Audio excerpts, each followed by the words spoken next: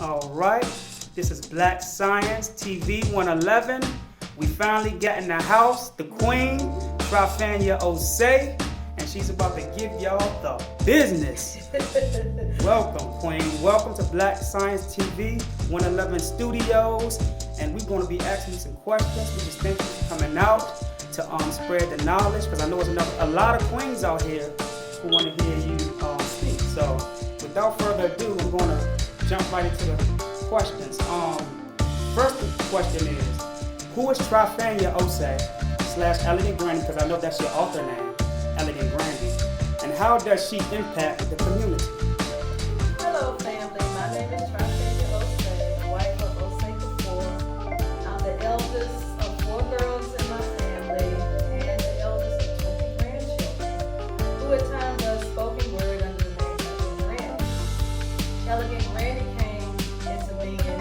I started wanting to do blogging online, do some writing online, get on the name, and everybody calls me Granny due to the fact that when I converse with people, they say they feel like they're with their grandma. That's I converse with them. That's just my nature. I've always been that way. And so I started out with Granny's Corner, but that name was already taken. So then I thought about the way I dress, and I love to dress up and put on nice earrings and stuff on my days off. So that's how I came up with the name Elegant Granny. Trifanya Osei and Elegant Granny is also a survivor of child abuse and domestic violence and religion. People look at me crazy when I add religion to the equation until I explain how religion made me feel bound and useless and trapped. And so later on in life, as I was an adult, and as soon as I let it go, I felt like I was free and could just be me as I truly am. All right. Well, the name Elegant Granny, when did that come into an existence, beautiful queen? 3 years ago. 3 years ago, in January, is when Elegant Granny came into existence. All right. Well, the next question for you is, how does your community and universe impact you on a personal level, and how does that interact with your personal abilities, with your environment and the society and the people that you deal with? Okay. Touch on that. The universe impacts me by sending information by way of visions, dreams, and insights, mainly due to loving myself first. And how do I do this? By loving everything that is about me.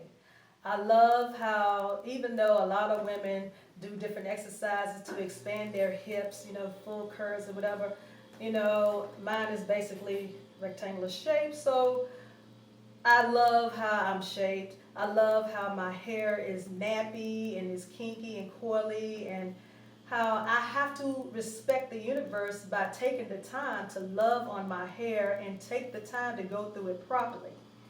I eat foods conducive to my melanated being. The sunshine, the cells of the sun's rays assist me in waking up, opening my pineal gland.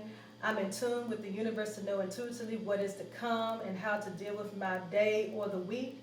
The rain, I love the sound of it hitting pavement or the roof of the house, causing my cells to relax and rejuvenate themselves, even when it comes down to restoring things in my life. There's times when you have to let some things go and cut some things off from your life. And my grandfather, who assisted raising me, he was a farmer. And so in the fall of the year, together we would prune trees, and so that during the spring of the year they would flourish and come back and be in order like they're supposed to be in the springtime. And that's what we need to do with our lives as well. And I also listen to what the universe is saying. I take that information and transpose it into spoken word, and there are times when there's a life lesson that can be used to educate the youth in my community. Okay. So I mean, what else? How else does this energy communicate, with your spiritual being? Well, I also like to add that I use the energy of the universe to command my cells to heal my body and to heal others as I converse with them. Another way is by sound. The tone in your voice or the sound of a drum communicates healing or destruction to yourself and to others. the megahertz in your voice and the megahertz in the sound of a drum beat, there's vibrations that you can get from the sound of each one. And they connect with the vibrations in the cells of your body and can cause them to rejuvenate, which causes healing in the body. Well, can you give us an example of that? An example is the tone of your voice has color. People can be moved by vibrations for the frequency of different colors or tones, just as your cells respond to the vibrations of the sun's communication to us. Our eyes, the way we position our eyes, our body language, the way we dress, all of that, how we treat ourselves even, all of that has to do with, being one with the universe and how you're able to heal or destroy things in your life. That's basically it. Okay. Well, how do you maintain your personal relationship? My personal relationship with the King. You just had to throw me in there, huh? Yes, I did. Okay, all right. Is mainly, only thing I do is love him and accept him as is. I choose to maximize on the value of his true nature. And a lot of people, they make the mistake of wanting to change the person. You cannot change the nature of a person, but you can control it. For instance, both parties could be easy to fly off the handle. And at some point, if not both parties, need to think about the value of their place in the relationship.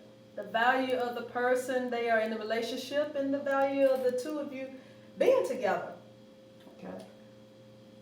Right, well, that sounds like you want something. I hope y'all catching on this because this is a powerful queen here and she's going to be doing lectures soon. And she also has a book that's coming out on December the 25th and it's a powerful book. And guess what?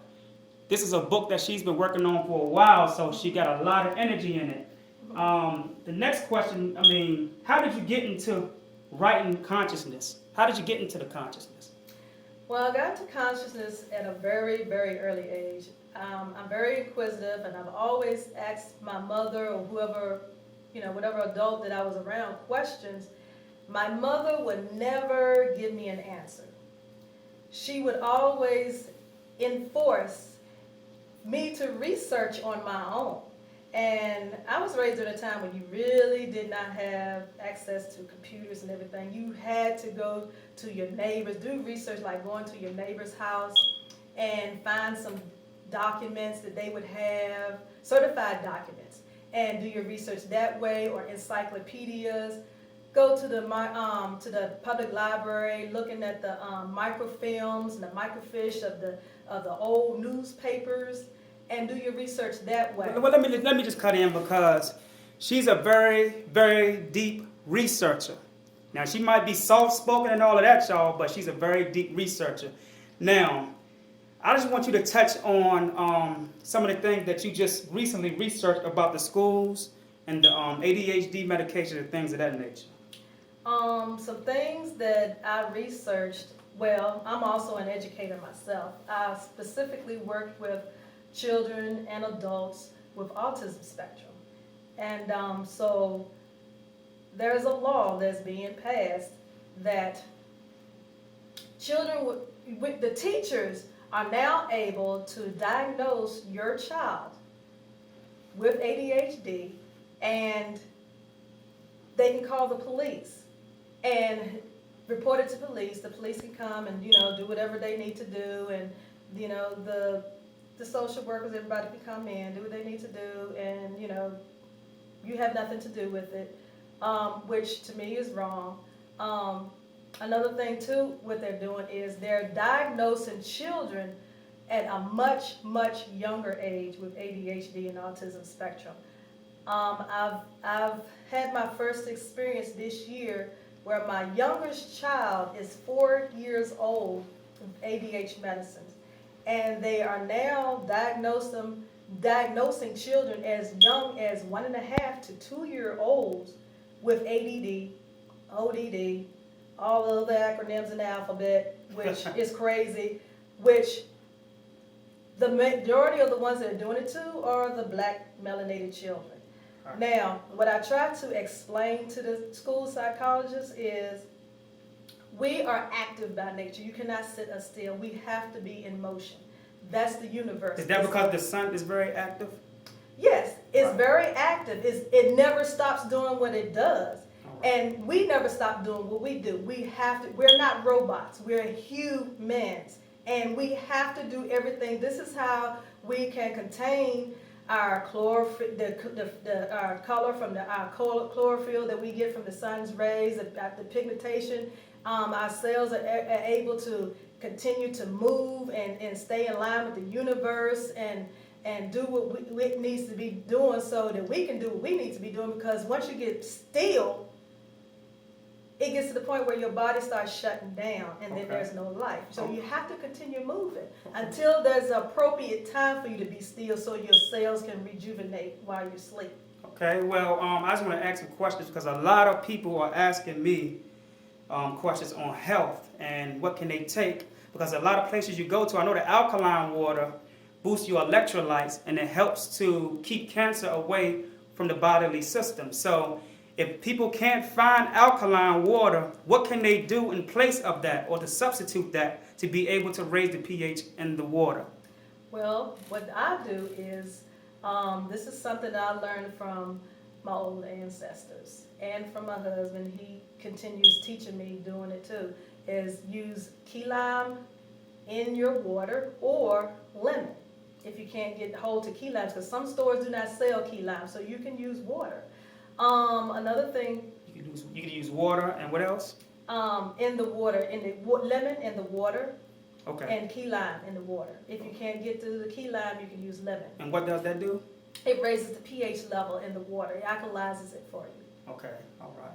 Well, all right. Well, y'all, we gave y'all a little bit of her. So she's going to, like I said, she got a book coming out. She's going to also be doing a lecture soon, too. So we're going to let y'all know that this queen here is no joke. And she got other queens that's getting on with her.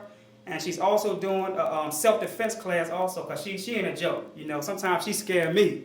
So, you know, but no, I ain't mean to put you out there like that. But yeah, the Queen Trifanya has spoken, and she only gave you a little bit. And, you know, this is Black News 111, TV Studios, the Metaphysics Society Association. We want you to also look forward to Kareem Universal, a.k.a. Kareem Milner. He will also be speaking at the Monument Terrace, downtown Lynchburg, Virginia, and he also has a lecture coming up. That boy is powerful. Okay, so without further ado, we're going to leave you off with Black Power. We love our melanated people, and we out. Peace. Peace.